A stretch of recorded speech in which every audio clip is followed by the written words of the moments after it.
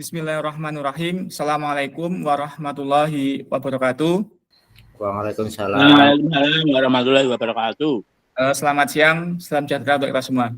Bapak, Ibu, dan kakak semua yang saya hormati, terima kasih atas kehadiran kakak semua pada siang hari ini, di mana kita pada hari ini melakukan tatap maya yang ketiga, yaitu tatap maya pada modul 1.2. Nah, namun sebelum tatap maya kita mulai, marilah kita awali tatap maya pada siang sore hari ini dengan berdoa. Dengan sikap sempurna di tempat berdoa, dipersilahkan.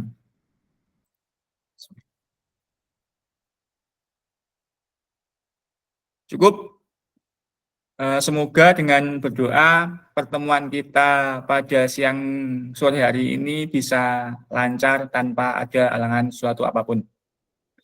Pada siang hari ini kita akan membahas modul 1.2. Izin share screen ya Bapak Ibu nggih? Kakak semua izin share screen.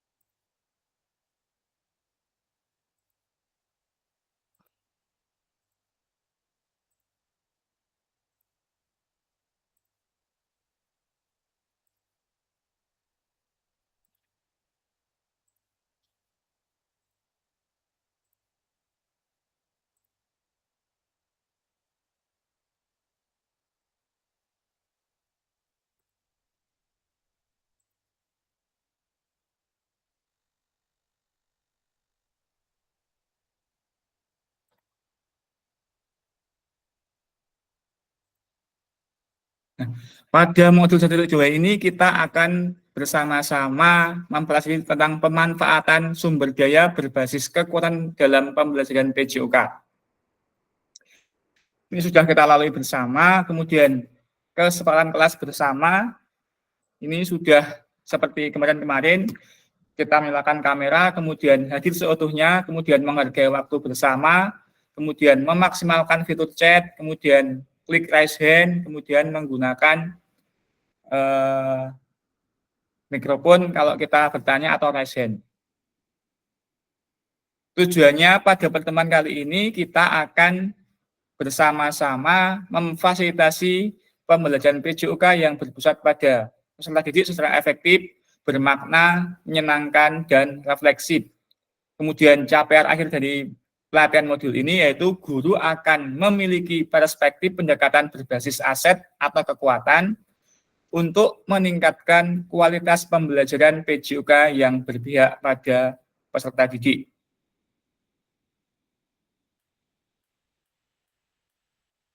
Nah, tujuan dari sesi kita pada siang hari ini yang utama itu kita akan memiliki perspektif pendekatan berbasis aset atau kekuatan atau yang lebih dikenal dengan asset based thinking untuk meningkatkan pembelajaran PJOK yang berpihak kepada peserta didik. Nah, agendanya kita siang hari ini yang pertama 5 menit pembukaan, kemudian penjelasan atau mengulang kembali tentang berpikir berbasis aset atau kekuatan selama kurang lebih 10 menit.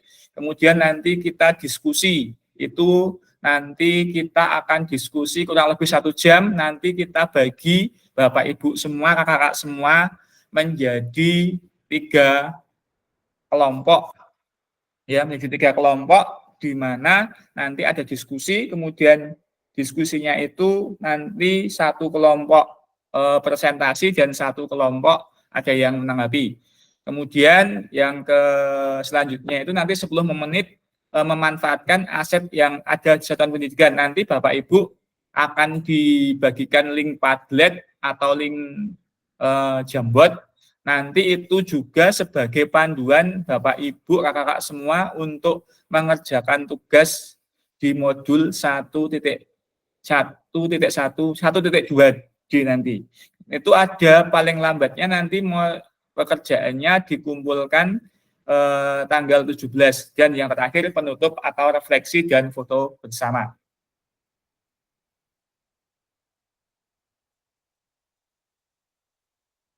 Nah, Mahatma Gandhi pernah berkata, kekuatan tidak datang dari kapasitas fisik, tetapi datang dari kemauan yang tak tergoyahkan.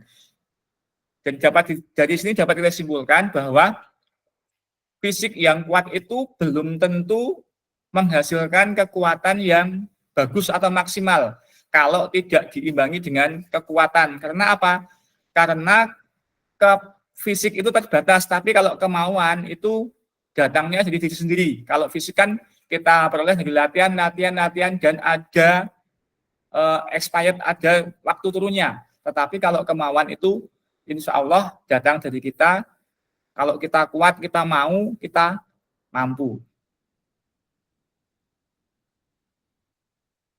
Nah, sebelum kita lanjut, tolong tuliskan di kolom chat nih, berdasarkan proses belajar Bapak Ibu secara mandiri di modul 1.2 ini, apakah pandangan Bapak Ibu kakak-kakak semua terhadap pendekatan berbasis aset atau pendekatan berpikir berbasis aset atau asset based thinking?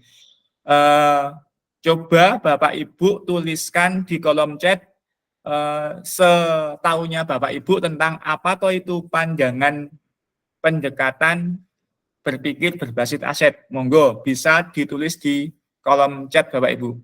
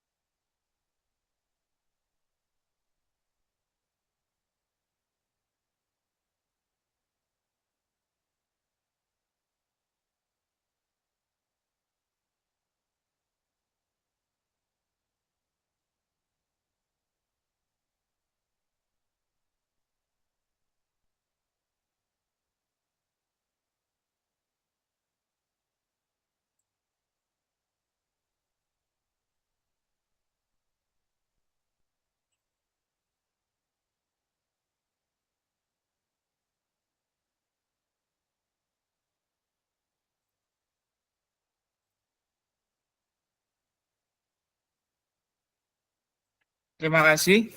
Akan saya bacakan ya.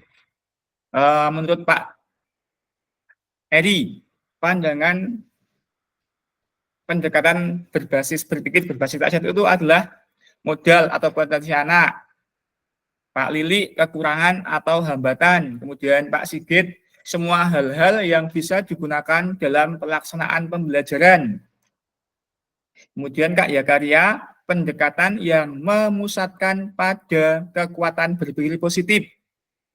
Mbak Rahma, pendekatan dasar yang kita miliki. Nah, saya lanjutkan.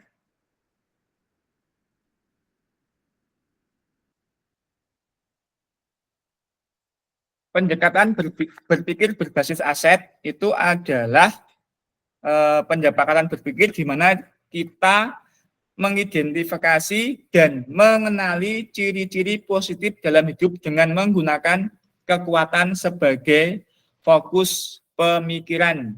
Jadi kita itu fokusnya ke hal-hal yang positif. Dalam asset based thinking itu ada berbagai macam aset, itu sama dengan modal. Ada banyak di sekolah. Kalau tidak salah itu beberapa kita dapat manfaatkan untuk pembelajaran PJOK. Nanti untuk lebih jelasnya kita pelajari bersama dan Bapak Ibu bisa mengupas tuntas secara mandiri di modul.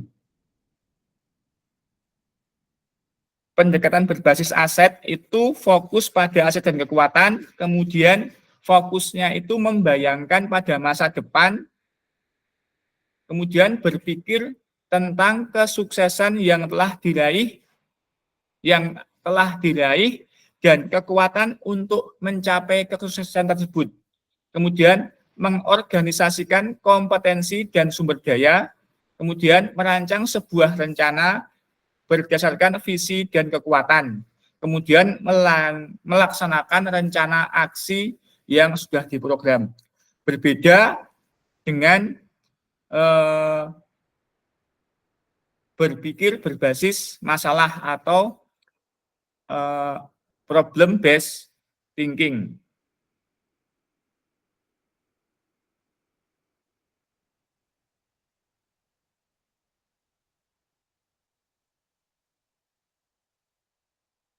Pendekatan berbasis aset, Bapak Ibu, ini juga digunakan sebagai dasar paradigma inquiry apresiatif. Apa tuh inquiry apresiatif? Kalau kita sekarang mengenal bukan IA, tapi AI, Artificial Intelligence atau kecerdasan buatan. Tetapi kalau paradigma inquiry apresiatif itu kita percaya bahwa setiap organisasi atau setiap orang itu memiliki inti positif yang dapat dikembangkan dan dapat berkontribusi untuk kesuksesan. Jadi setiap orang itu pasti mempunyai kelebihan dibanding dengan orang lain.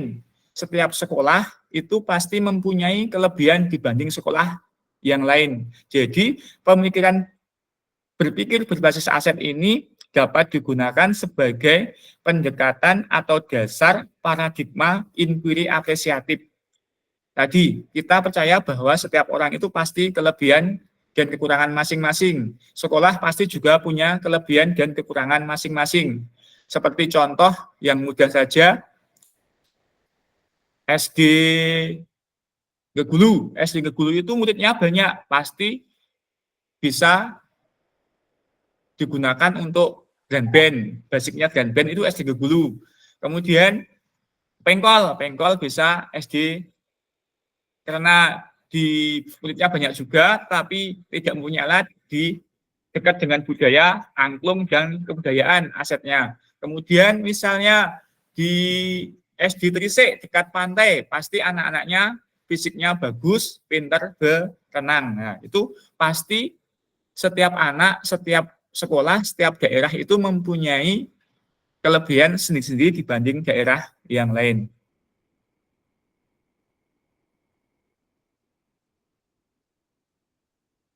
Ada 6 buah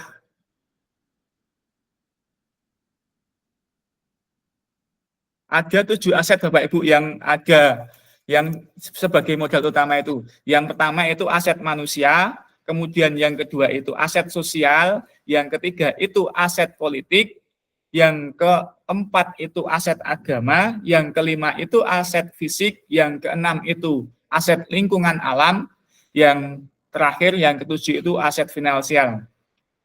Nanti bisa dipelajari di modul 1.2, tetapi kita bahas sedikit di sini, apa itu aset manusia. Aset manusia kalau di sekolah itu ya terdiri dari peserta didik, guru, kemudian karyawan, kepala sekolah, kemudian orang tua wali, komite paguyuban.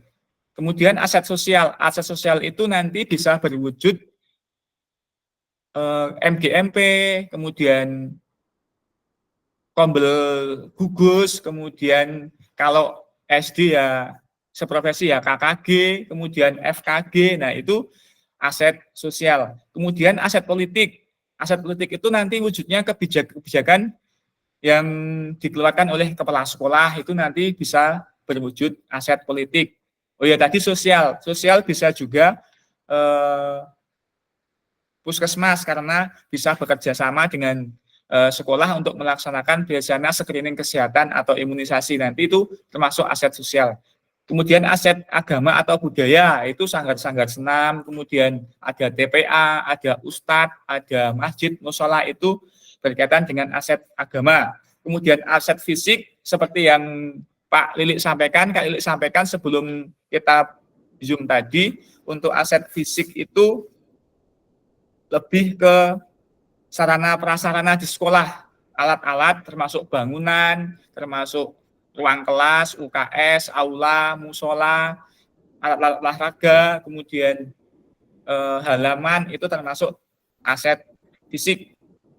Kemudian aset lingkungan alam itu keadaan di sekitar sekolah, misalnya kalau SD Terayu itu terletak di tengah-tengah penduduk, kemudian dekat dengan jalan raya, kemudian dekat dengan sawah, dekat dengan lapangan. Nah, kemudian kalau misalnya SD Bandarjo itu lingkungan fisiknya atau lingkungan alamnya itu dekat dengan sawah, kemudian bisa dimanfaatkan untuk pembelajaran PJOK, lapangannya luas. Nah, seperti itu aset lingkungan. Jadi aset lingkungan alam itu letak sekolah di mana berada. Kemudian yang terakhir itu aset finansial, itu berkaitan dengan kondisi keuangan. Kalau di sekolah ya kaitannya dengan anggaran, yaitu bisa diperoleh dari BOS maupun PBPSD maupun BOS-REK atau BOS nasional. Kemudian ada lagi yang didapat dari iuran komite atau iuran paguyuban. Kalau sekarang kan ngetrennya baru POT, paguyuban orang tua wali. Nah, itu bisa digunakan atau bisa kita petakan menjadi aset finansial untuk sekolah kita.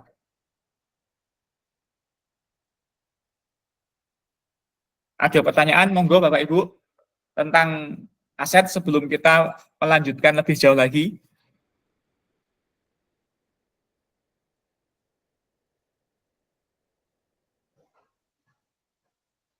Betul.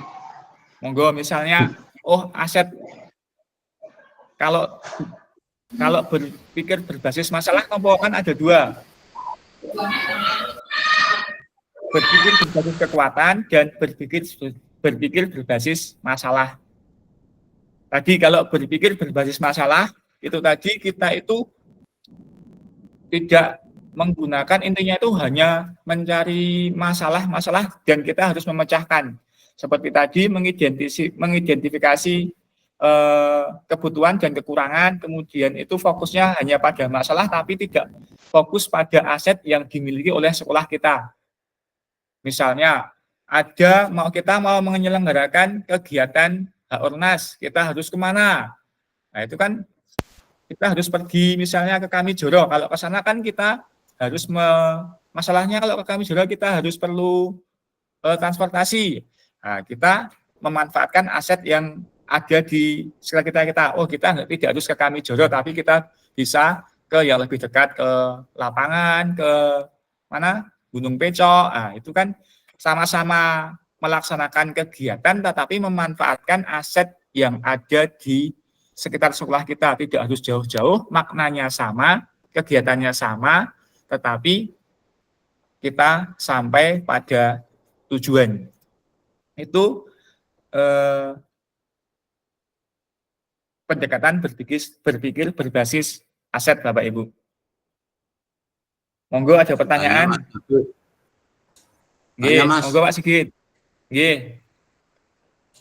Di antara Monggo. Halo, Halo, nggih monggo. di antara 7 aset itu manusia, sosial, ekonomi, manusia, sosial, politik, finansial, budaya, agama, dan fisik, lingkungan, itu yang paling dominan berperan dalam sebuah pembelajaran itu yang mana, Mas? Nah, terima kasih Pak Sigit. Kalau yang paling berperan dalam pembelajaran itu yang jelas tetap aset manusia, karena aset manusia di dalamnya terlibat ada guru, ada murid, dan ada kebijakan kepala sekolah. Tetapi tidak mengesampingkan aset-aset yang lain, Pak Sigit. Kalau kita mengajar tidak memanfaatkan aset halaman, kemudian kita tidak memanfaatkan fisik, itu kan sama juga dengan kita hanya mengajar tapi tidak menggunakan fisik, tidak menggunakan alat, kan sama saja. Jadi kalau dalam pembelajaran itu kita usahakan memanfaatkan aset yang dimiliki sekolah. Kalau bisa ya kita gunakan semaksimal mungkin yang dimiliki sekolah. Kita sudah, manusianya sudah ada siswa, sudah ada guru, kemudian sudah didukung oleh kepala sekolah dengan membuatkan jadwal atau tadi kebijakan kepala sekolah, aset politik. Kemudian kita manfaatkan fisik, sarana prasarana di sekolah kita, alat. Tetapi kalau kita tidak punya alat, bagaimana kita memanfaatkan lingkungan alam sekitar? Misalnya kita mau membuat bola, kita lingkungannya ada misalnya pohon kelapa, kita bisa membuat bola dari janur kalau dalam kasti. Kalau misalnya kita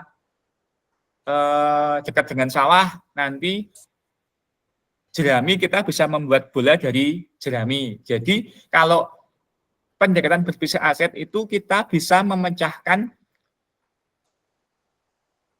suatu pembelajaran atau kita bisa melaksanakan pembelajaran itu dengan memanfaatkan aset-aset yang di sekitar kita tanpa kita harus wah kok tidak punya, oh kok tidak bisa begini ya. Itu pendekatan berpikir berbasis masalah. Tapi kalau berbasis aset, oh piye toh bisanya saya bisa melaksanakan pembelajaran. Kalau saya tidak bisa melaksanakan begini, kita butuh ini, kita butuh ini. Itu berpikir berbasis masalah. Tetapi kalau berpikir berbasis aset itu kita harus bisa melaksanakan pembelajaran bagi ini, bagaimana caranya, itu berbasis kekuatan atau aset.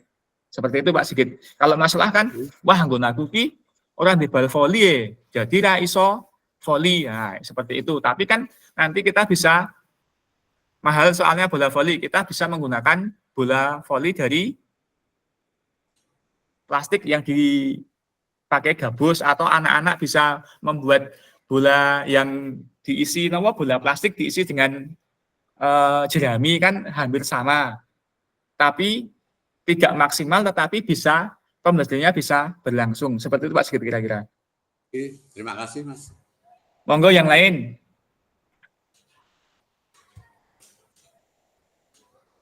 Cukup?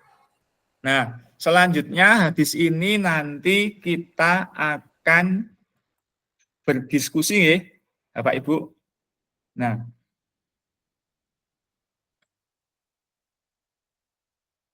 ada sebuah capaian pembelajaran, peserta didik berpartisipasi dalam aktivitas jasmani yang menyehatkan di luar ruang dan atau lingkungan alam dan menggambarkan sumber daya yang dibutuhkan untuk meningkatkan partisipasi. Nah, ini ada kasus,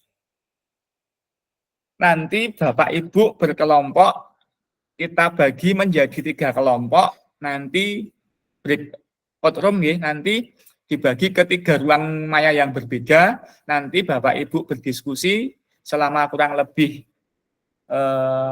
5 atau 7 menit, kemudian nanti kita presentasi. Kasusnya ini ya Bapak Ibu, yang pertama, pada saat menentukan tujuan pembelajaran, asesmen dan aktivitas atau kegiatan dalam capaian pembelajaran, Pak Gerak lalu menyampaikan ide dan gagasannya terkait kegiatan yang akan dilaksanakan untuk mencapai tujuan pembelajaran tersebut. Kepada kepala sekolah, Pak Gerak sangat membutuhkan dukungan dari kepala sekolah, dukungan terkait kebijakan dan kemampuan kepala sekolah dalam bernegosiasi. Intinya itu nanti di sini Pak Gerak itu butuh dukungan kebijakan kepala sekolah untuk membantu dalam aktivitas pembelajaran. Nanti Bapak Ibu baca kasusnya ini, kemudian Bapak Ibu jawab pertanyaan ini. Nah, identifikasi pendekatan berpikir apa yang digunakan guru dalam situasi tersebut. Kemudian aset apa saja yang dimiliki dalam situasi kasus 3 tadi. Kemudian strategi apa yang akan dikembangkan berdasarkan pendekatan berbasis aset dalam situasi tersebut. Jadi nanti Bapak Ibu diskusi di ruang breakout room mendiskusikan ini berdasarkan kasus yang tadi Bapak Ibu. Jelas nggih? Jelas betul Bapak Ibu? Jelas nggih? Ada kasus nanti didiskusikan di ruang breakout room. Kita bagi menjadi 3 mawon.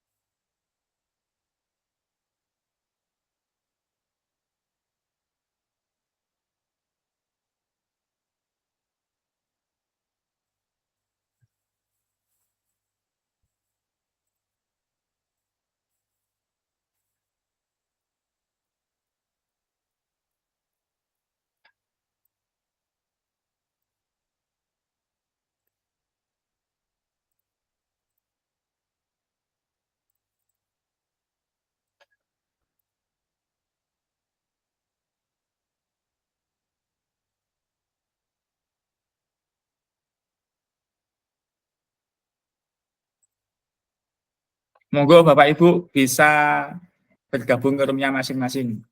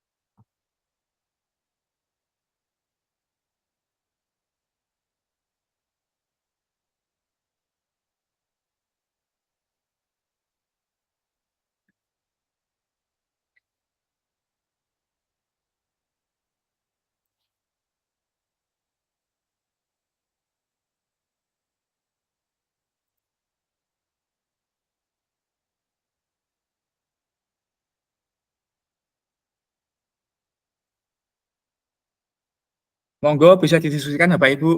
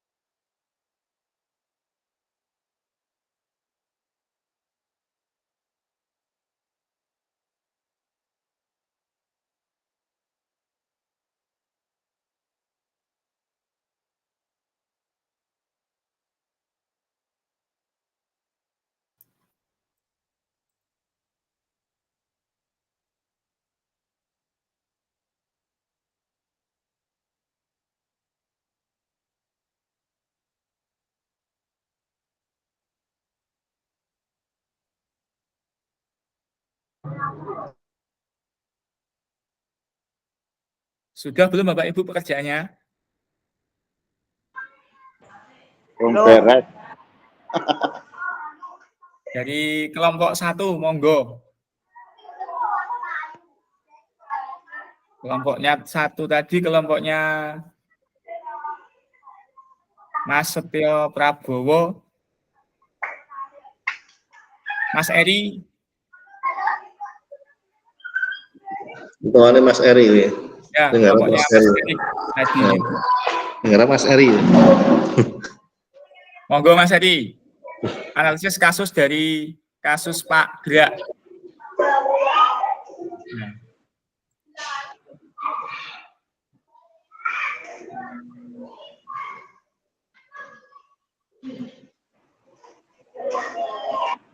Atau kelompok yang lain dulu yang sudah siap, monggo.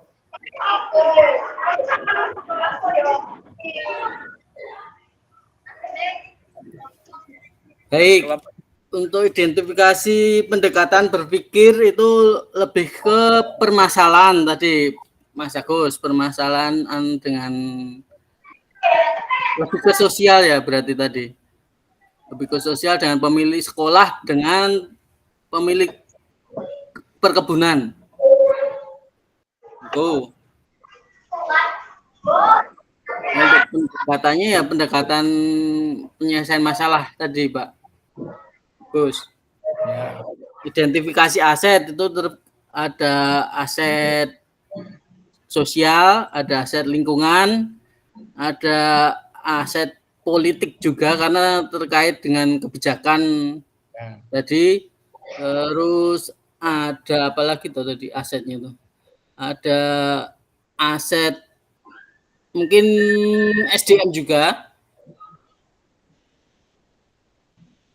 budaya, karena mungkin bisa jadi yang pemiliknya kan budayanya berbeda, jadinya menutup diri tadi. Jadi mencakup 7 aspek tadi. Ya.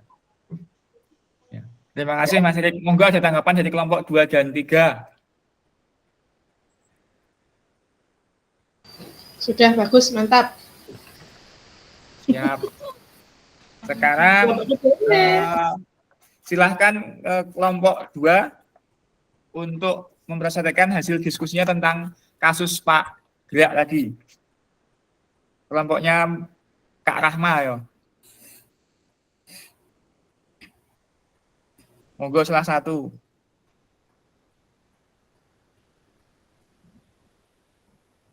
Kelompoknya Bu Rahma bukannya saya ya tadi? Oh. Iya Pak, satu kelompok Pak. Berarti kelompoknya sini kelompok 2. Oh, sekarang kelompok 3, kelompoknya Pak Sigit berarti. Kelompoknya Pak Sigit sama Mas Yaka. Prabowo beda kelompok itu Setio Prabowo. Ya. Mas Yaka monggo. Bu Siti Rohaniah Pak, itu Pak. Sama Pak Sigit tadi. Rasa calon-calon kayak nyangke wae ka dhewe. Monggo. Tandangi ya. B1 Pak ya. Monggo Kak Yaka.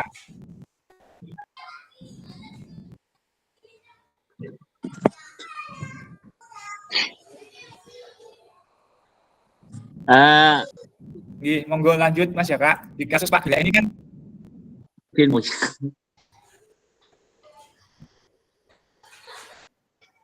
ya Pak, izin untuk menjawab studi kasus dari Pak Gerak situasi tersebut. Identifikasinya kan Pak, aset based thinking Pak. Terus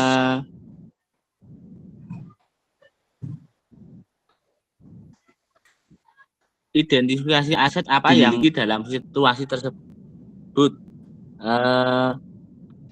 Aset manusia, terus sosial. Kemudian jelaskan strategi apa yang akan Anda kembangkan berdasarkan pendekatan berbasis aset dalam situasi tersebut.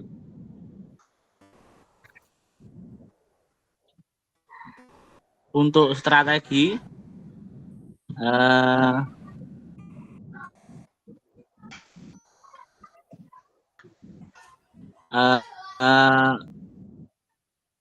kami kemungkinan memotivasi Pak Gerak untuk tidak menjadi orang yang pesimis dalam gagasannya Pak. Itu saja Pak. Terima kasih. Nambahin Mas Agus. Yo, tambahan monggo Pak Sigit. Jadi identifikasi pendekatan berpikir nomor 1 itu kami bertiga sepakat untuk berpikir berbasis aset atau kekuatan. Kemudian yang kedua itu identifikasi apa saja, aset apa saja, itu meliputi manusia, kemudian manusia termasuk Bapak Kepala Sekolah, kemudian sosial, hubungan dengan lingkungan sekitar, kemudian politik, juga kaitannya dengan Kepala Sekolah, kemudian budaya juga, dan lingkungan alam, kecuali finansial, yang tidak termasuk dalam identifikasi aset di sini. Kemudian yang ketiga, strategi apa yang akan kita kembangkan. Tadi Mas Jaka sudah menjawab bahwa kita akan mendukung Pak Gerak untuk tidak berputus asa. Kemudian kita akan meyakinkan Bapak Kepala Sekolah, itu kan baru perkiraan. Kalau nanti si yang punya kebun kopi itu tidak mengizinkan. Nah, kita yakinkan kepada Bapak Kepala Sekolah untuk melobi kembali. Mungkin nantinya dengan alasan ataupun sesuatu yang kita sodorkan kepada yang punya pohon kopi, itu nantinya mudah-mudahan bisa diterima oleh yang punya perkebunan kopi itu, Mas. Terima kasih. Terima kasih Bapak Ibu semuanya. Sangat bagus sekali ya, diskusi di kelompok 2 ini lengkap. Kemudian yang kelompok 1 tadi belum ya. Kelompok 3 Pak Sigit itu. Kelompok 1 rombongannya Mas Tio dan kawan-kawan belum siap. Izin share screen lagi nggih.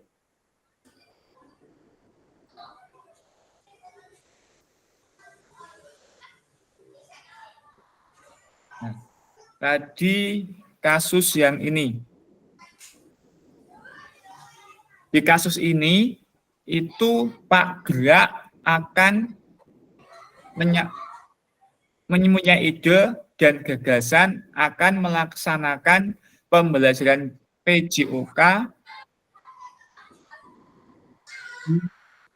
perkebunan kopi, tetapi kepala sekolah itu pesimis, sangatlah rumit jika harus melihat kerjasama dengan pihak perkebunan karena pemilik terkenal tidak mau bermasyarakat dan tidak ingin perkebunannya rusak warga. Pak Gerak amat kecewa, padahal ia juga telah menampung suara peserta didik yang menyampaikan gagasannya untuk membiasakan berjalan kaki dan bersepeda menuju sekolah melalui area perkebunan kopi yang tertutup tersebut, karena dapat mempersingkat jalan menuju sekolah dan tidak perlu menggunakan kendaraan bermotor. Kemudian Pak Gerak juga memohon kepada kepala sekolah agar mensosialisasikan gerakan pembiasaan jalan kaki dan bersepeda ke sekolah kepada orang tua, peserta didik, serta mengajak berbagai pihak untuk turut menjaga keselamatan dan keamanan peserta didik ketika menuju sekolah melintasi perkebunan kopi. Pak Gerak merasa pesimis gagasannya tidak dapat dilaksanakan. Nah, dari cerita tersebut itu sebenarnya ini Bapak Ibu, kalau tadi kita belajar asset based thinking, di sini kebalikannya deficit based thinking.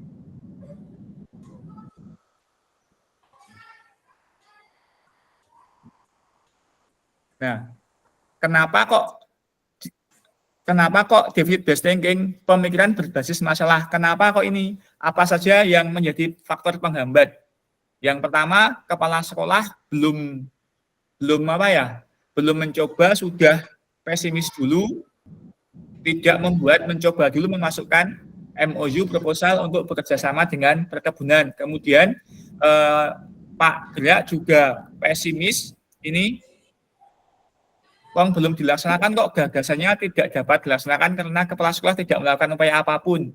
Kalau misalnya Pak Gerak itu mencoba meyakinkan kepala sekolah menampung apa yang menjadi suara dari peserta didik, kan belum dicoba kok sudah pesimis. Ya, ini yang namanya defisit itu seperti ini. Kita belum melakukan sesuatu, kita sudah tidak mungkin pesimis tidak terlaksana. Itu defisit based thinking. Kalau yang namanya pemikiran berbasis aset itu tak coba nih, semoga berhasil. Masalah tidak berhasil itu kita pikir belakang ya. Bedanya pemikiran berbasis aset dan berbasis masalah itu atau defisit based thinking itu seperti itu Bapak Ibu. Kalau aset itu kita percaya sesuatu yang ada pada diri kita upayakan dulu, kita bisa. Kalau enggak berhasil ya sudah, yang penting kita sudah mencoba. Tapi kalau belum kita coba, belum kita laksanakan, kok kita sudah rasalah nanti tidak berhasil, seperti kepala sekolah tadi, sangat rumit, kan belum dicoba. Kemudian Pak Gerak ini coba dulu, hasilnya kita tunggu belakangan. Ini pemikiran berbasis masalah atau deficit based thinking. Ada pertanyaan sampai di situ Bapak Ibu?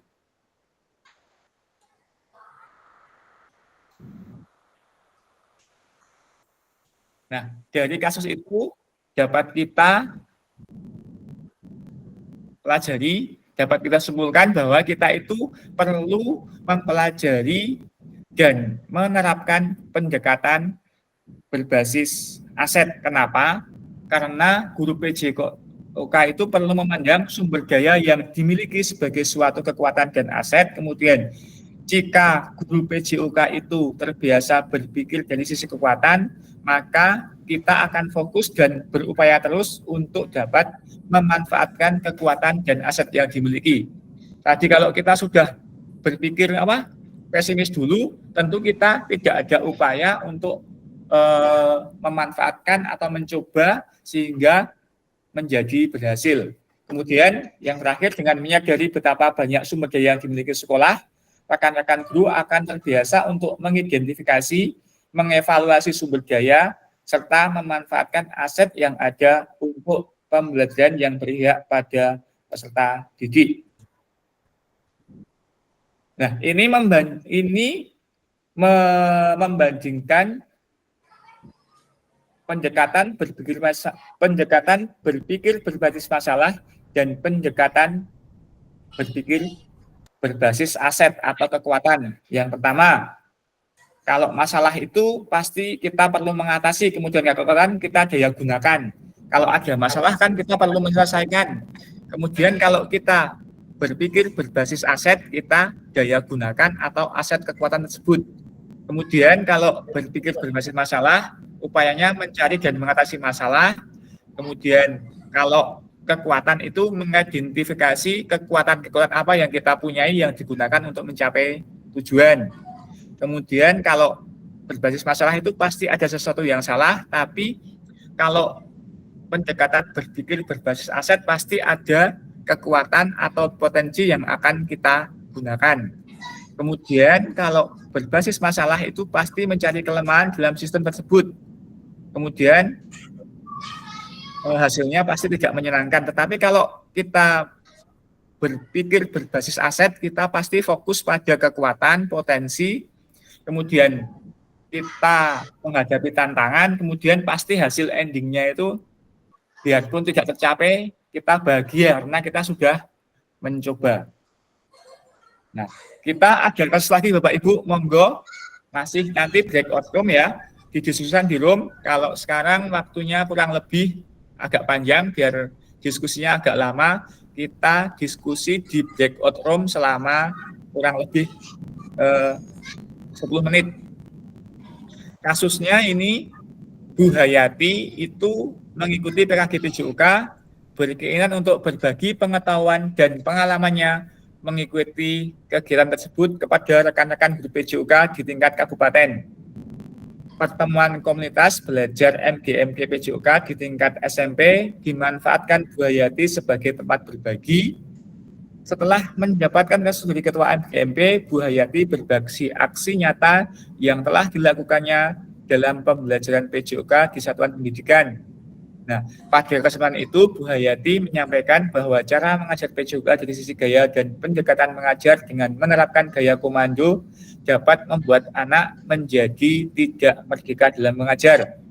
Bu Hayati menyampaikan bahwa mengajar guru PJOK yang selama ini bergeser ke PJOK sebagai prestasi perlu diluruskan. Menanggapi pernyataan Bu Hayati, Pak Bugar, guru PJOK dari sekolah lain menyampaikan pendapatnya bahwa pencapaian prestasi adalah hal yang paling penting dalam PJOK. Alasannya karena pencapaian prestasi peserta didik adalah satu-satunya bukti pencapaian prestasi dalam PJOK dan bukti kinerja terbaik seorang guru PJOK.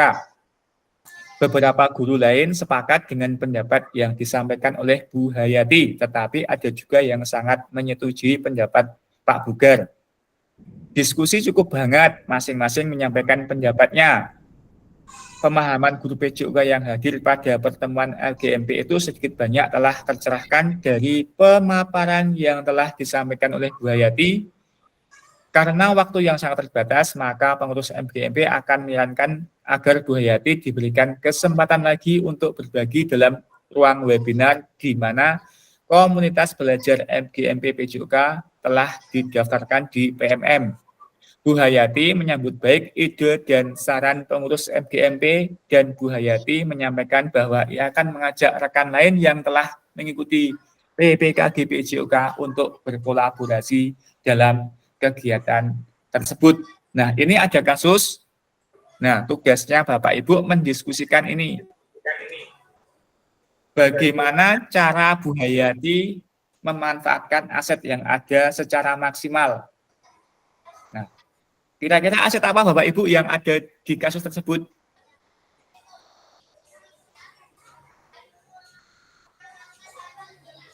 Katanya dengan forum MGMP itu ya, itu aset apa itu? Kalau kita petakan di benar ya. Komersial. Kita katakan aset sosial. Nah, berdasarkan studi kasus itu, bagaimana cara Bu Hayati memanfaatkan aset yang ada secara maksimal? Monggo nggih, kita buat breakout room lagi. Waktunya lebih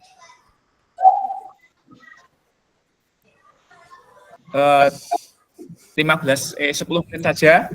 Nanti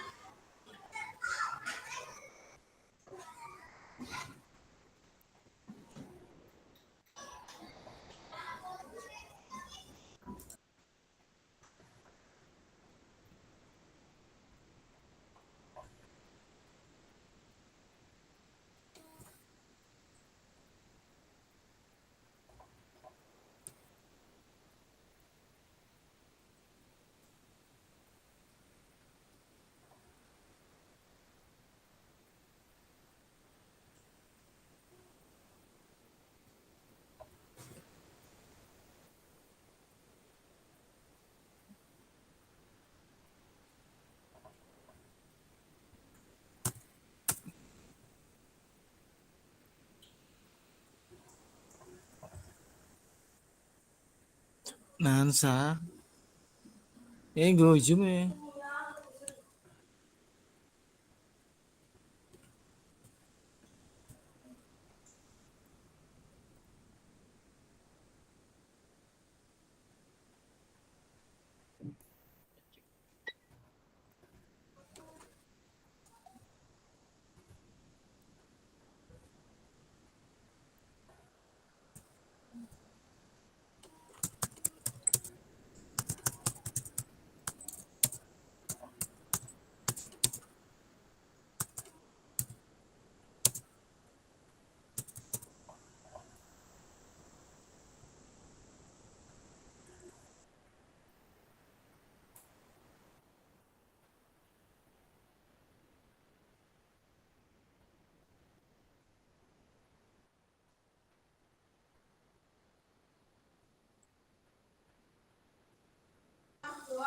Monggo Bapak Ibu.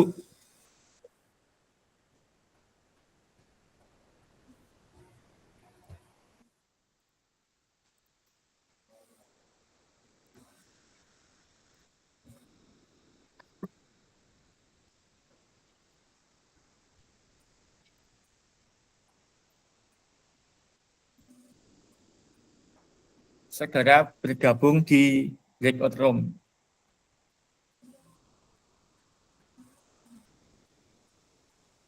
Yang di ruangan ini ada Mas Agus Ariwibowo, Mbak Tri Rahayu, sama Mas Yakaria Ahmad. Ya.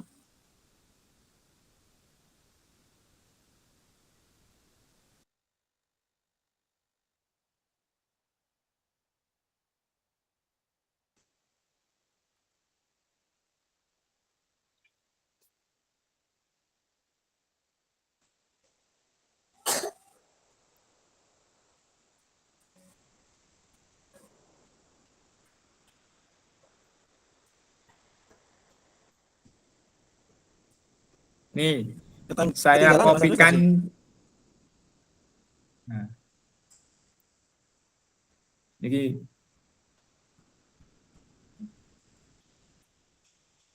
di WA Group nih, saya kopikan di WA Group.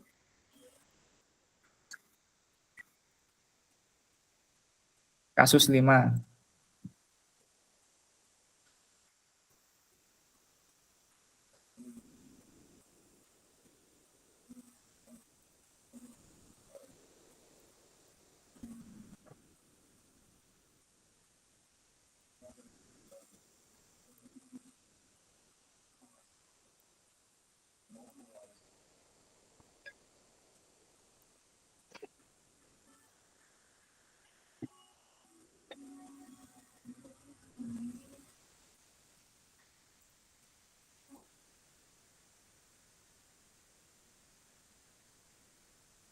Monggo Mas Agus Ariwibowo, Mas Zakaria,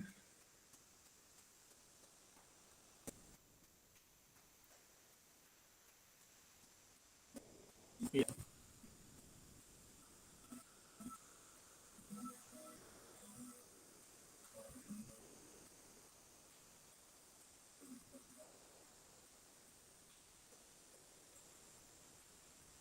Oh Mas ya kak? Saya bingung aku. Mbak Tri?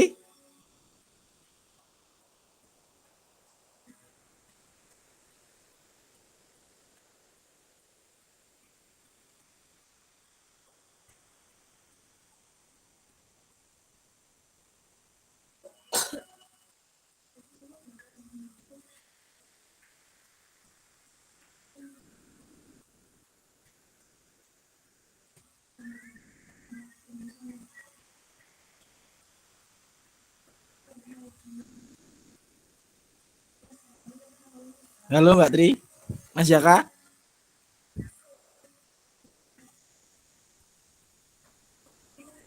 Mas Jaka?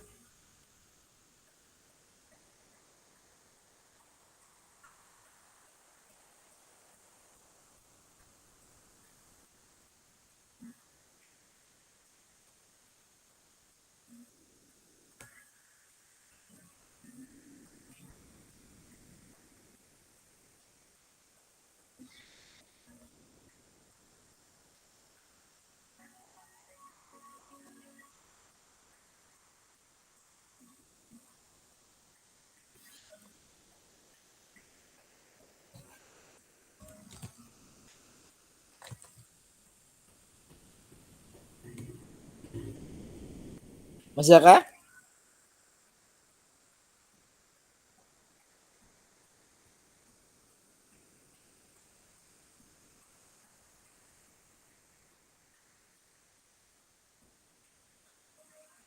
Mbak Tri?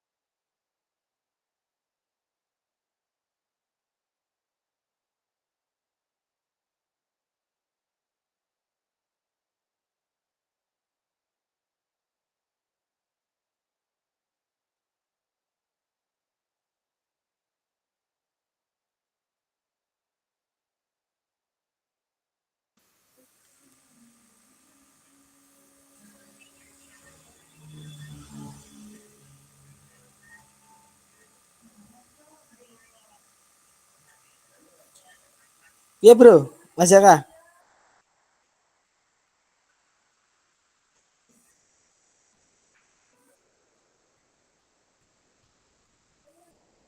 Mas Jaka.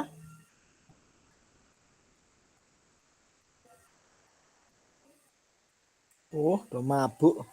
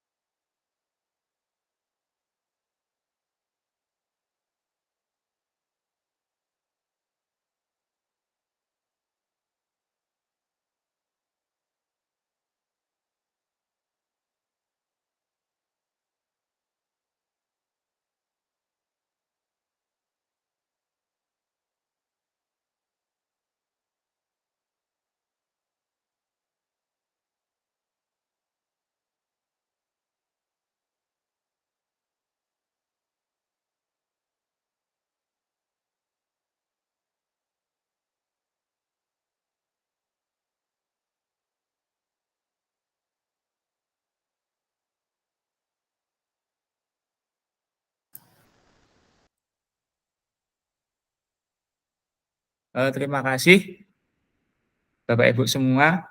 Kita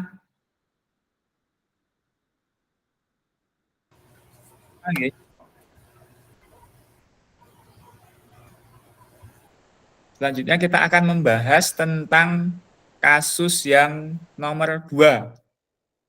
Kasus Bu Haryati. Monggo kelompoknya Pak Kak Sigit tadi bisa menyampaikan.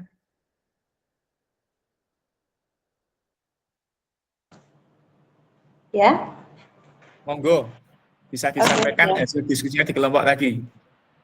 dari kelompok kami tadi mendapatkan hasil bahwa dengan metode komando itu anak-anak nanti tidak dapat secara merdeka. Jadi anaknya kok dikon saja. Nah, kemudian untuk pernyataan dari Bu Hayati ini kami setuju saja, dan Pak Bugar juga bagus. Cuma kami merujuk ke Bu Hayati saja karena di sini tidak melulu prestasi. Kita membimbing anak, bukan melatih gitu. Monggo Pak Sigit mungkin bisa disampaikan lagi tambahannya.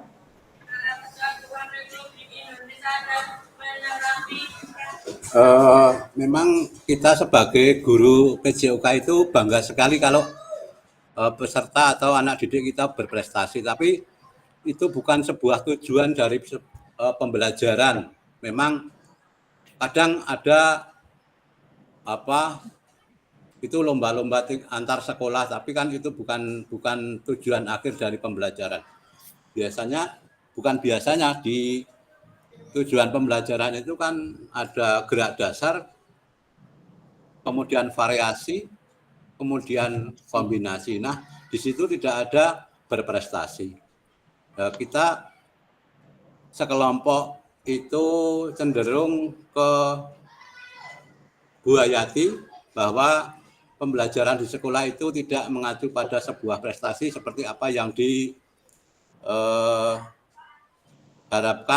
oleh Pak Bugar. Kemudian yang terakhir itu memanfaatkan apa Mas Agus? Forum. PMM. Itu yang tadi aset sosial itu melalui MGMK, nantinya pada endingnya itu kan ada webinar. Nah, dalam webinar itu Bu Hayati nanti bisa mensosialisasikan hasil PPKG yang sudah didapat, nantinya biar bisa diketahui oleh teman-teman yang lain secara lebih luas. Begitu Mas Agus, terima kasih. Terima kasih untuk kelompoknya Pak Sigit, ditepuk tangan. Selanjutnya kelompoknya Mas Eri, monggo. Sama tadi siapa? Oke, baik. Untuk diskusi dari kelompok kami terkait dengan studi kasus nomor 5, jadi kan bagaimana cara buat Hayati memanfaatkan aset. Nah, untuk aset sendiri kami mengidentifikasi tadi ada aset sosial. Aset sosialnya berbentuk MGMP. Terus ada aset SDM. SDM itu guru dan semua tadi anggota MGMP itu SDM. Dan kemudian aset politik. Politik yaitu nanti yang berkaitan dengan kebijakan. Karena nanti kan dimulai dari aset sosial dulu. Bu Hayati nanti harus merangkul semua anggota MGMP atau PPKG itu untuk kemudian setelah melalui webinar dan sebagai mana caranya yang disampaikan tadi untuk ke aset SDM, yaitu menyamakan persepsi yang tadinya ada Pak Bugar dengan perbedaan persepsi tadi, itu dengan menyamakan dulu persepsinya biar enggak terjadi perbedaan. Nanti baru kemudian setelah dua aset itu, nanti aset terakhir adalah aset politik, nanti berkaitan dengan kebijakan, yang nanti bisa juga kebijakan itu kita perlu mengundang untuk yang berkompeten nanti sebagai penengah juga. Nanti yang akhirnya nanti mengerucut juga untuk menjadi atau ditunjuk sekolah uji coba, beberapa yang diuji cobakan di beberapa sekolah dulu sebelum ke semua MGMP tadi. Mungkin itu Mas Agus dari kelompok kami. Terima kasih. Beri aplaus untuk kelompoknya Mas Erik. Nah, terima kasih Bapak Ibu Kakak semua. Nah, dari studi kasus 5 izin share screen nggih.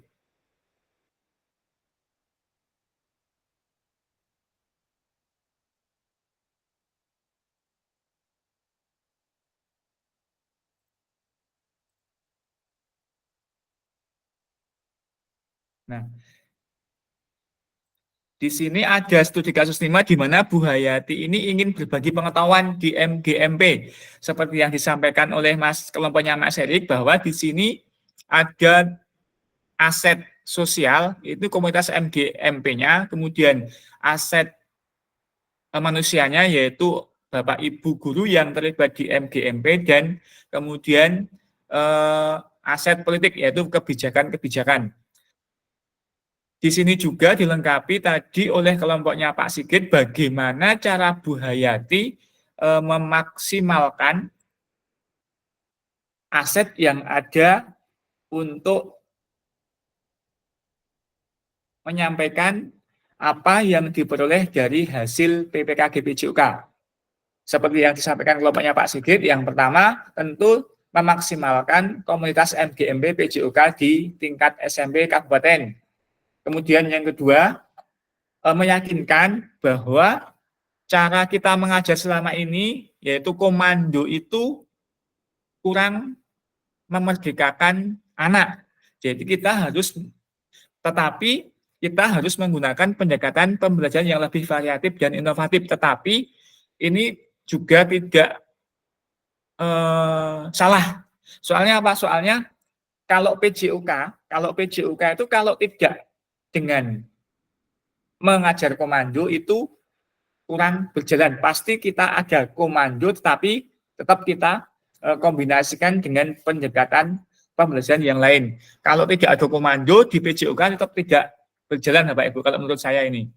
Soalnya apa? Soalnya kalau dari komando, anak-anak itu misalnya disuruh belajar yang selain tidak kita komando, pasti kalau anak-anak itu sulit untuk belajar, terutama di PJOK. Kemudian yang ketiga, menuntut peran aktif peserta dalam kegiatan MGMP. Tadi di kasusnya Bu Hayati, pesertanya sangat antusias, sangat aktif, bahkan ada dua penjabatnya Pak. Siapa tadi ya? Pak itu untuk prestasi, penjabatnya Bu Hayati tidak untuk prestasi. Tetapi kalau selama ini kan yang lebih setuju ke pendapatnya Bu Hayati bahwa pembelajaran PJOK itu hanya digunakan untuk menanamkan nilai-nilai kesehatan pendidikan agar peserta didik itu bisa mampu mengetahui bugar dan sehat sepanjang hayat. Kalau untuk prestasi kita tuntut melalui kegiatan ekstrakurikuler atau kegiatan-kegiatan di klub olahraga di luar sekolah. Nah, seperti yang Pak Sigit sampaikan tadi bahwa di CP itu kita hanya pengenalan gerak dasar, kemudian gerak kombinasi, gerak variasi, dan perpaduan antara kombinasi dan variasi gerak. Tidak ada di CP untuk PJOK itu menuntut ke prestasi. Kemudian yang terakhir tadi, karena berhubung waktunya di MGMP itu sedikit dan kurang, maka Bu Hayati tadi bersama kawan-kawannya akan memanfaatkan PMM untuk melaksanakan kegiatan webinar. Supaya apa? Supaya nanti teman-teman yang lain di luar komunitas MGMP itu bisa mendapatkan ilmu yang didapat Bu Hayati dari mengikuti PKG PJOK. Nah, seperti itu Bapak Ibu. Kemudian kakak-kakak semua, ada pertanyaan sampai di sini yang kasusnya Bu Hayati? Monggo. Cukup nggih? Nah, kasus yang terakhir. Nah, ada sebuah kasus 4. SMA Jiwa Raga terletak di kota besar dengan sarana dan prasarana yang sangat memadai. Pendanaan dari orang tua, donatur sangat mendukung, sehingga berbagai kegiatan dapat diselenggarakan oleh sekolah. Dari beberapa alat-alat olahraga yang tersedia, ada beberapa alat yang belum dimanfaatkan secara maksimal. Kepala sekolah mengundang guru PJOK ke ruangannya untuk mendengarkan apa saja yang menjadi hambatan sehingga sarana dan prasaranya tidak dimanfaatkan secara maksimal. Wakil bidang kesiswaan menyampaikan bahwa gudang atau alat olahraga selalu dalam keadaan dikunci dan ketika dibutuhkan sulit untuk menemukan kunci karena saling melempar tanggung jawab antara guru dan penjaga sekolah. Peserta didik menyampaikan bahwa materi yang diajarkan ketika pembelajaran PJUK, alat-alat tersebut jarang digunakan karena berbagai macam alasan. Berdasarkan hasil wawancara dengan berbagai unsur sekolah dan mendapatkan bukti-bukti, kepala sekolah lalu mengajak wakil bidang kurikulum, wakil bidang sarana prasarana, guru PJOK, dan perwakilan komite sekolah untuk mendiskusikan keadaan tersebut. Waka bidang Sarpras menyampaikan keluhan-keluhan bahwa ada beberapa alat olahraga yang mengalami kerusakan sebelum dipergunakan. Komite sekolah pun menyampaikan kritiknya bahwa pihak sekolah dianggap tidak dapat mempertanggungjawabkan sumbangan dari orang tua yang seharusnya dapat dipergunakan untuk kebutuhan belajar PJUK.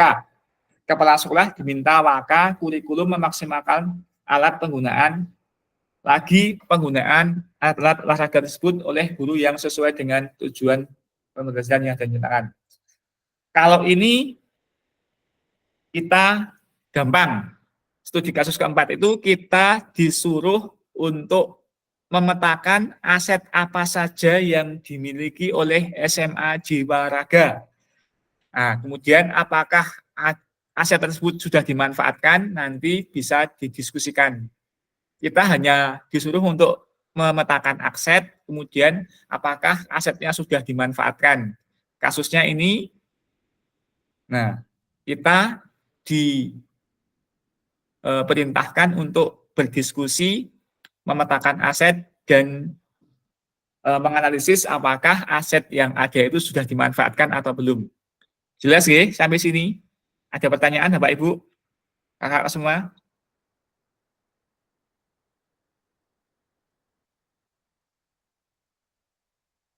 Monggo. Ada pertanyaan buatan sampai sini? Lanjut. Sanggup nggih? Kita berikut room lagi.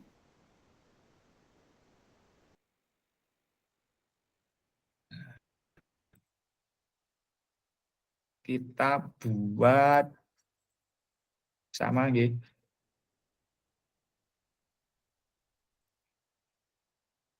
Sepuluh menit saja, berhubung waktunya sebentar. Ya.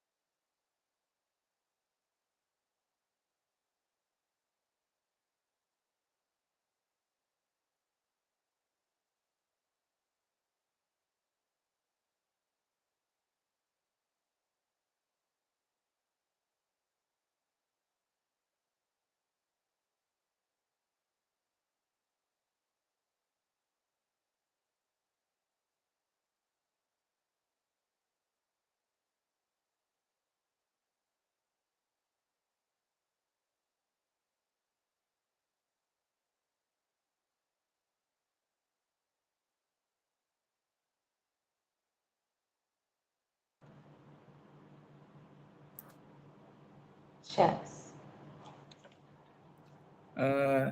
Cukup nggih diskusinya. Kita akan berdiskusi, memaparkan hasil diskusi dari studi kasus yang terakhir, yaitu tentang SMA Jiwaraga.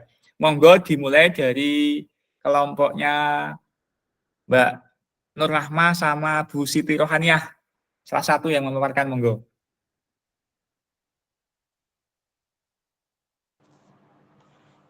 Halo. Halo. Ya, monggo sampaikan. Ya. Di sini yang ada yaitu aset manusia. Manusianya seperti manusia ya.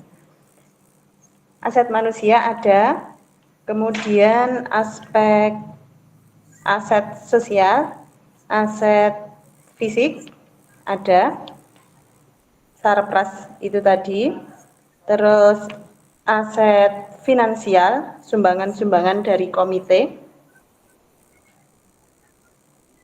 juga ada aset politik. Kepala sekolah meminta wakakurikulum untuk memaksimalkan lagi itu. Kira-kira itu, mungkin ada yang lain bisa menambahkan, monggo.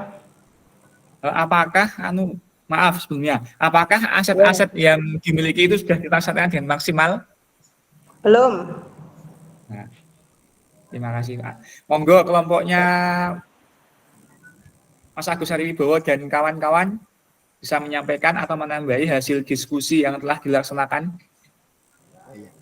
Ya, untuk kelompok saya itu ada beberapa aset yang dapat kami petakan. Yang pertama SDM, jelas SDM tadi ada kepala sekolah, ada penjaga dan guru yang kaitannya dengan kunci tadi itu harus sudah harus dimaksimalkan karena tadi saya lihat belum maksimal dalam mengelola kunci tadi. Kemudian ada aspek sosialnya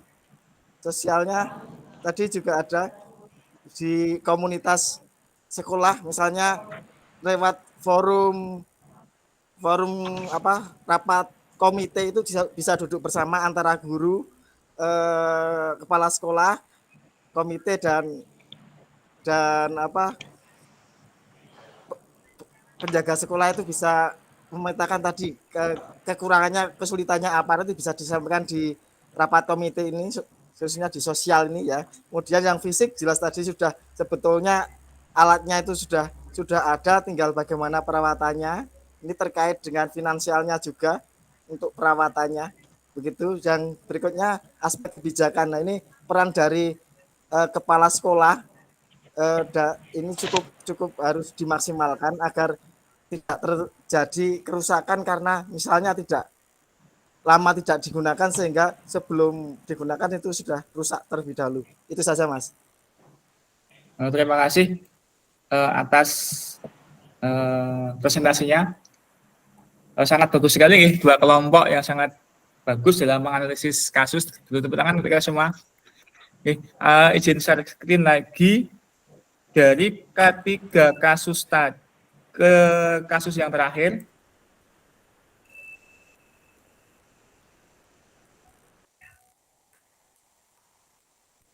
Nah, ada beberapa aset yang dimiliki oleh SMA Jiwaraga. Yang pertama, aset lingkungan alam, karena dia terletak di lingkungan daerah perkotaan. Kemudian aspek aset fisik, yaitu sarana dan prasarana olahraga yang sangat memadai. Kemudian aspek aset finansial, yaitu pendanaan dari orang tua dan donatur yang sangat mendukung tadi sangat banyak. Kemudian kebijakan, upaya kepala sekolah untuk mengajak wakil kurikulum mengatasi permasalahan yang ada, ini aset politis. Kemudian ini aset manusia, kemudian ini juga aset politis. Nah, setelah mempelajari berbagai 7 aset itu, kita dapat memberdayakan semuanya. Bahwa 7 aset itu dapat kita berdayakan. Tinggal kita bagaimana keberanian peserta didik itu menyampaikan kritik dan saran, kemudian bagaimana komite bersuara menyampaikan kritik, kemudian bagaimana kepala sekolah sebagai pemimpin pembelajaran dapat melakukan upaya-upaya penggunaan kewenangannya dengan membuat kebijakan-kebijakan yang dapat mengakomodir semua kepentingan warga skala. Kemudian yang terakhir itu untuk mempengaruhi kebijakan kepala mengatasi tantangan yang ada. Nah, sekarang kita ada tugas mengidentifikasi aset yang dimiliki satuan pendidikan. Ini baiknya mencoba memakai Jamboard ya Pak Ibu nggih. Nanti bisa tidak, kalau tidak bisa nanti dilewati saja, nanti lewat langsung aja.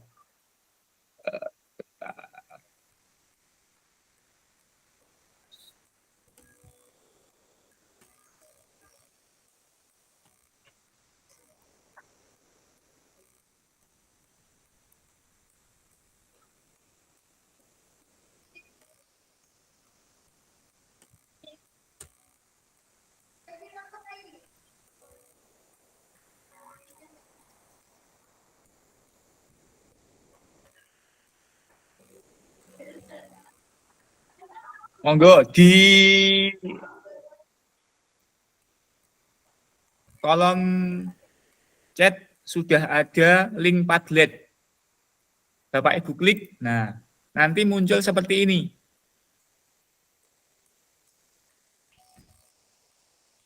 Nah, muncul seperti ini, Bapak Ibu tinggal nambah. Ini aset SD Banarjo. Nah, tinggal nambahkan aset. Kok belum muncul Mas Agus? Dalam, bentar.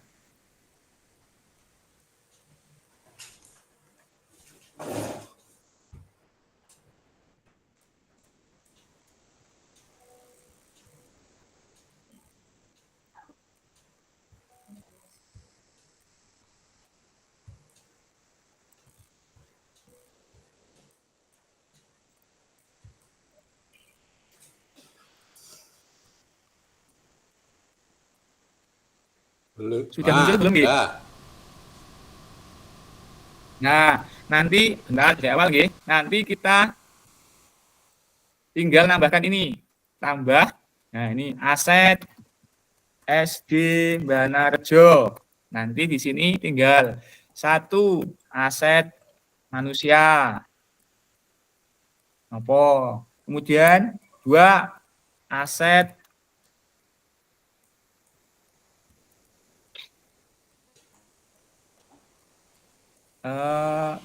sosial. Nah, dan seterusnya sosial. Nah, ini nanti bisa digunakan untuk mengerjakan. Nah, monggo bisa dikerjakan. Nanti tampil di sini pekerjaan Bapak Ibu. Nah, publish. Nah, ini sudah muncul di sini. Nah, Bisa diklik mana Bapak? tanda plus di bawah.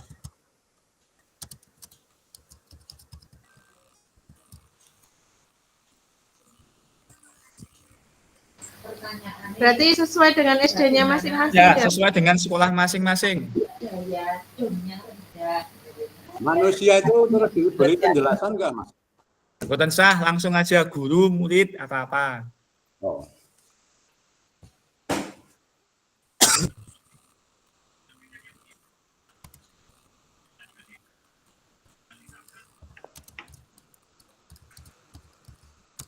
Izin nyimak pekerjaan tidak bisa lewat HP nggih. Iya, siap.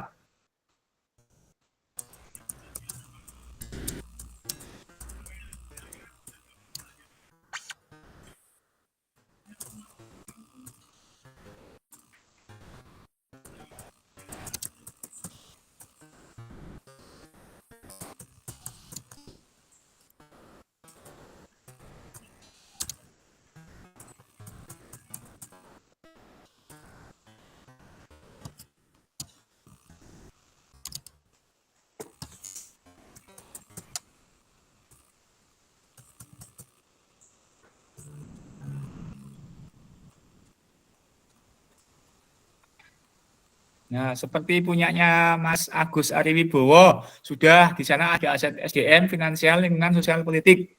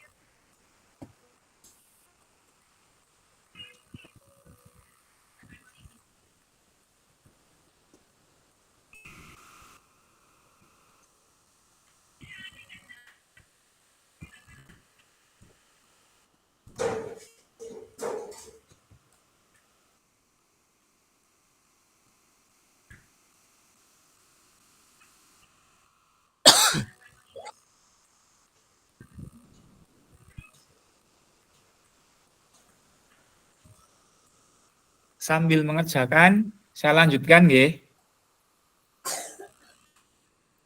Izin share screen. Nanti biar kita cepat selesai.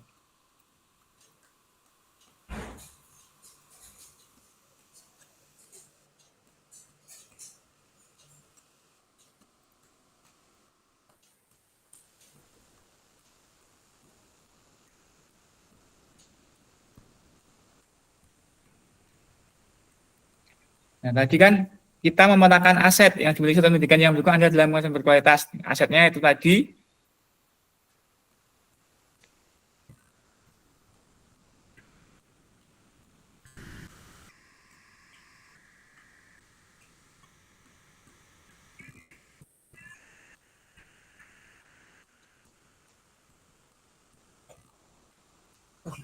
SD Ngendrak Rejo, SD Gegulu, sama SD Mendiro, yang lain belum. Kemudian kita lanjutkan. Bagaimana Anda memanfaatkan aset yang ada di satuan pendidikan dan strategi apa yang Anda lakukan? Mari menjawab dan Padlet. Langsung jawab mawon, berhubung sudah sore. Kira-kira Mas Agus Ariwibowo. Iya, langsung. Bentar. Untuk karena belum. Kira-kira bagaimana kita akan memanfaatkan aset ini untuk pengajaran PJOK? Ini ya Pak, Mas, misalnya kan dari SD Mendiro itu kan dekat dengan Balai Desa. Kemudian di antara guru pendidik dari SD Mendiro itu ada yang sebagai istri dari perangkat kedekatan itu kita manfaatkan untuk kerjasama dengan kelurahan karena kelurahan mempunyai gedung serbaguna yang bisa kita manfaatkan untuk badminton siswa atau kegiatan yang lain sehingga kegiatan itu bisa dilakukan dengan maksimal, Mas. Itu aja. Siap, terima kasih. Kemudian bagaimana Mas Acet SD Negeri Gegulu? Nah, bagaimana cara memanfaatkan aset lingkungan agar maksimal? Monggo Mas Setia Prabowo. Kami memaksimalkan aset lingkungan di SD Negeri Gegulu karena memiliki lapangan, mereka juga butuh listrik dari SD, kita saling simbiosis bersama ya, kita menggunakan lapangan, kita merawat lapangan dengan tidak membuang sampah di lapangan, melarang anak-anak membuang sampah di lapangan, membersihkan sampah-sampah plastik yang ada. Kemudian di lingkungan ini juga komite juga ikut berpartisipasi dengan memberi bantuan gedung-gedung PS dan pembangunan yang lainnya juga. Terima kasih. Terima kasih Mas Setia Prabowo. Sekarang untuk aset SMP IT Al-Ghifari, terutama yang aset sosial. Bagaimana kita Mas Erik memanfaatkan aset sosial agar maksimal? Monggo Mas Erik.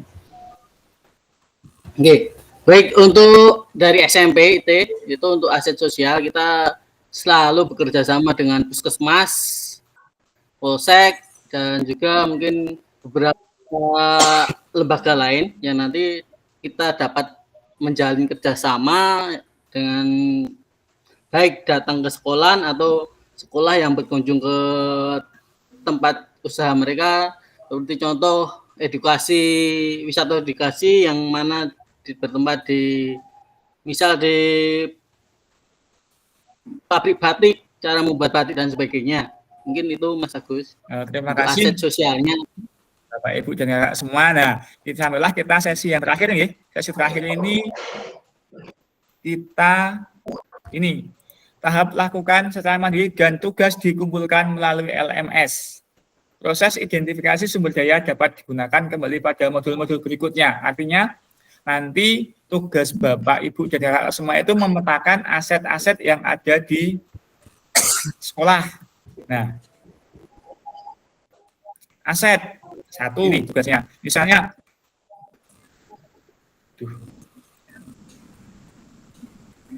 Aset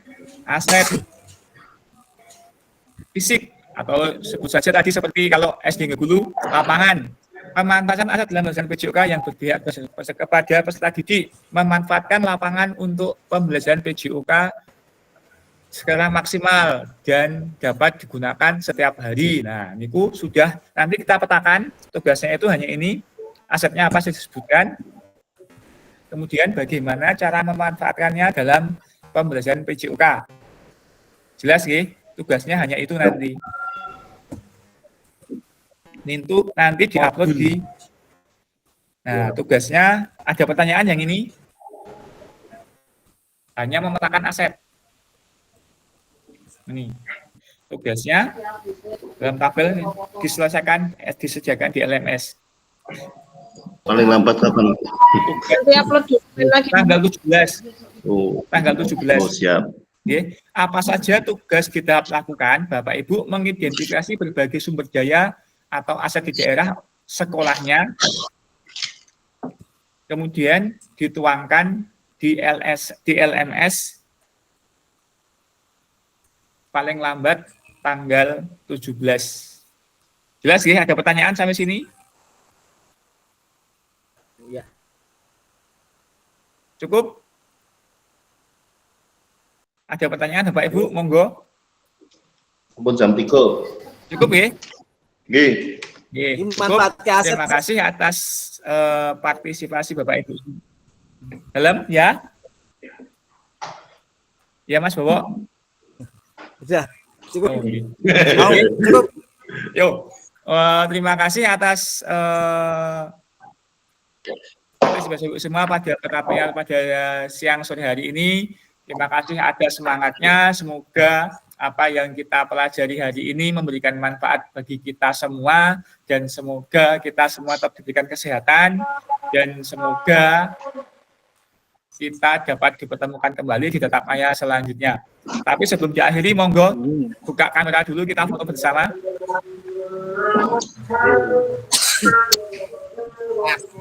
Aku dong kamar mandi ya Mas Agus. Dalam. Tinggal ber-12, monggo. Siap nggih. Ini makanya langsung kula share memanfaatkan aset ora Mas? Kula share melu rangkep minyak. Yo. Siap. 1 2 3.